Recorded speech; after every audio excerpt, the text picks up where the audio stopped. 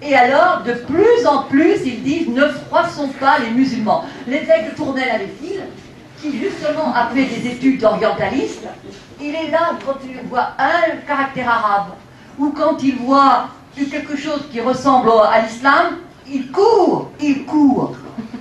Mais si dans son diocèse il y a le père Samuel, alors là, c'est horrible, c'est le diable pour lui.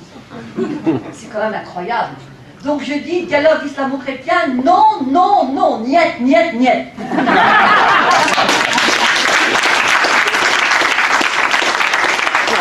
Я хочу добавить к словам мадам Дель Камбр несколько тоже слов.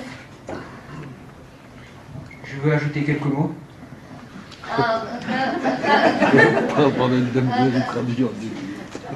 Когда говорят о столкновении двух цивилизаций, ошибаются. Quand on parle du confrontement entre deux civilisations, ils se trompent. Потому что для столкновения, для конфликта двух цивилизаций нужны две цивилизации. Есть цивилизация и есть надвигающийся хаос. Какой возможен диалог? Pour ça, il faudrait deux civilisations. Mais là, en ce moment, il n'y a qu'une civilisation et juste un chaos qui s'impose. Donc, il n'y a pas de dialogue, discussion possible. Надо добиваться, чтобы люди, которые уже живут здесь, ассимилировались к культуре страны, которая их приютила. Deuxièmement, les musulmans qui habitent déjà en Russie doivent s'intégrer dans la culture russe, dans la culture des pays qui l'a accueilli. А главное, не забывать, кто мы сами, христиане. Et enfin, et principalement, c'est qu'il ne faut pas oublier qui nous sommes. En vrai, nous sommes des chrétiens. Il ne faut pas oublier ça. Bon, moi, je dirais qu'il faut lire le livre d'Elena et le faire lire.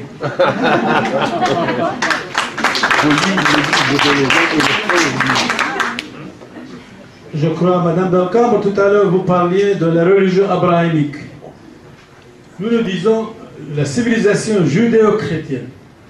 Le but principal de supprimer le mot judéo et de laisser abrahamique. Eh bien, nous sommes contre, c'est la civilisation judéo-chrétienne, c'est la civilisation européenne et on ne peut pas nier. Vous parlez des mosquées.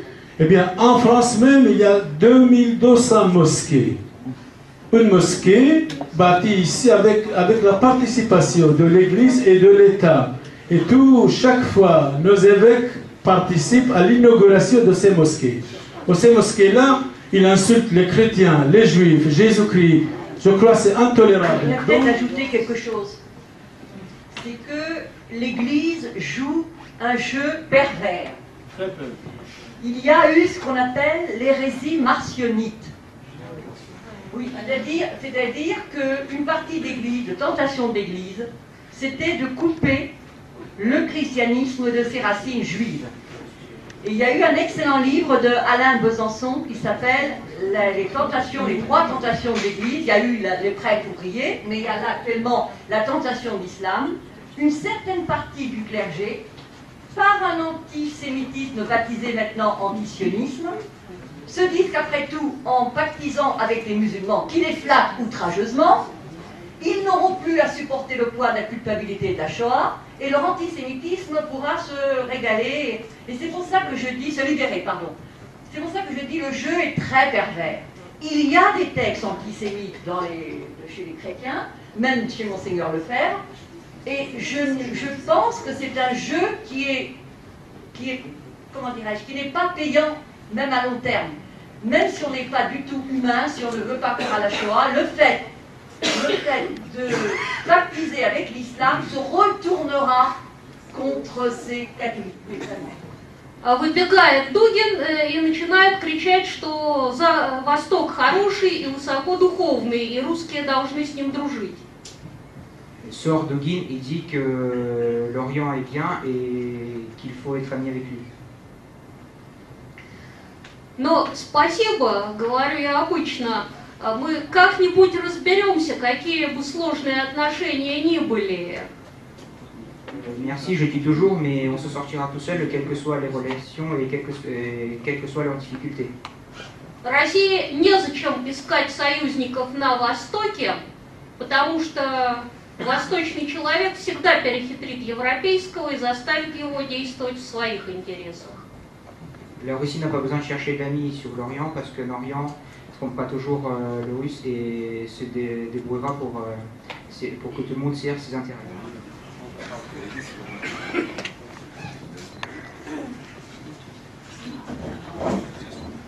Oui, quelqu'un a demandé qu'est-ce qu'il fallait faire de façon pratique. Je crois que notre devoir à chacun d'entre nous, c'est d'évangéliser, de ne pas avoir peur. Nous vivons au contact quotidien de musulmans, qui sont musulmans, ils n'ont pas forcément choisi. Et ils attendent de notre part qu'on leur annonce la vérité. Et d'abord, pour que cette vérité puisse entrer dans leur cœur, dans leur esprit, je crois qu'il n'y a pas d'autre façon de faire que de démonter l'islam, que de détruire l'islam dans leur esprit. Parce que l'islam en soi est une machination démoniaque pour les empêcher d'être chrétiens. Et tant qu'ils seront musulmans, ils ne pourront pas être chrétiens. Jésus dans l'évangile, il dit que quand on sème, eh bien, il faut d'abord enlever les ronces de la terre, il faut enlever les cailloux, etc. Sinon, ce n'est pas la peine, ça ne va pas porter du fruit. Et lorsque on rencontre des musulmans autour de nous, et encore en venant ici dans le métro, à côté de moi, j'étais assis à côté d'un musulman, c'est pas marqué sur son front, mais il y avait une valise qui traînait comme ça dans le wagon. Je dis, tiens, peut-être que c'est une bombe qu'il a dedans. Et alors, je dis, ah oui, peut-être bien. Je dis, quand on pense qu'il y a des gens qui se font un plaisir de faire exploser les autres comme ça, il dit, oui, mais franchement, moi je suis musulman, je ne comprends pas ça. Et alors, j'ai commencé un petit peu à lui parler de ce que c'était écrit quand même dans les textes fondateurs de l'islam. Évidemment, il ne pouvait pas nier. Et ce qui est important, je crois, c'est de montrer les contradictions qui sont inhérentes à l'islam, pour que les musulmans eux-mêmes se rendent compte que ce n'est pas logique, qu'il y a un problème dans l'islam. Et ensuite, mettre en parallèle la beauté, la vérité du Christ et de l'évangélisation, pour qu'ils deviennent chrétiens. Nous avons parlé de l'islamisation de l'Europe. D'où elle vient?